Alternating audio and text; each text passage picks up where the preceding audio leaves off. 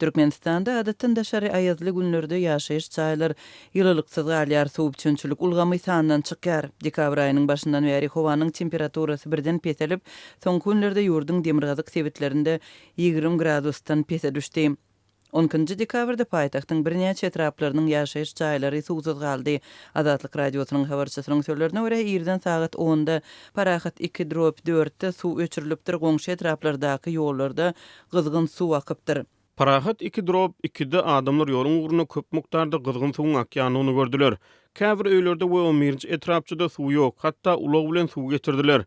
Parahat 4,1-de suw, parahat 7 etrapçysyny hem bu ýere bejerýän ulaglaryň ençemesi ugrady. Dip Azatlyň habarçysy 10-njy dekabrda gün ortadan ma'lum etdi. Günüň dowamında suwup çönçüligi parahat 1,1-de hem kesildi. Soňra parahat etrapçylarynyň ençemesinde we 11-nji etrapçyda suwsuz galan ýaşaýyş çaýlarynyň sany köpeldi.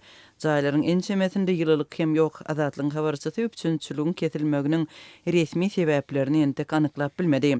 Bu aralykda ýurtda anomal sowuk howanyň saklanmagy dowam edýär.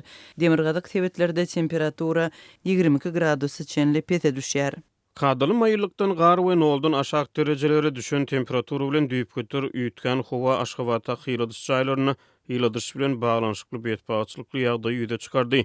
Bu häkimetleriň ençe meýilbäri ünsden düşürýän problemasy. Ýöne olar prokuratura tawsyrmak haýwatyny atyp ýaşaýjylary berilmeýän hyýladys üçin tölemäge zor bilen mejbur edip gelýärler. Dip habarçymyz aýtdy.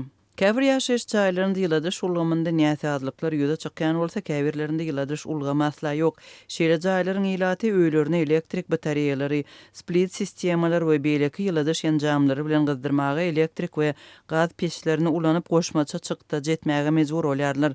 Türkmenistanyň çäginde adatdan daşary sowuk howa dekabryň başyndan bäri ornaşdy. Ýurdun demirgazygynda howa kadadan 14-16 gradus, gün ortasynda 6-9 gradus pese düşýär diýip Türkmenistanyň kronikasy neşri ýazýar. Şeýle hem neşir adatdan daşary aýazly howa sebäpli goňşy Özbekistanyň Türkmenistandan satyn alýan elektrik togunyň mukdaryny artdyranlygyny ýazýar. Özbekistanyň energetika ministrligine görä bu ýurt Türkmenistandan satyn alýan elektrik toguny 17-18 million kilowatt sagatdan 20-21 million kilowatt sagata çenli artdyrypdyr.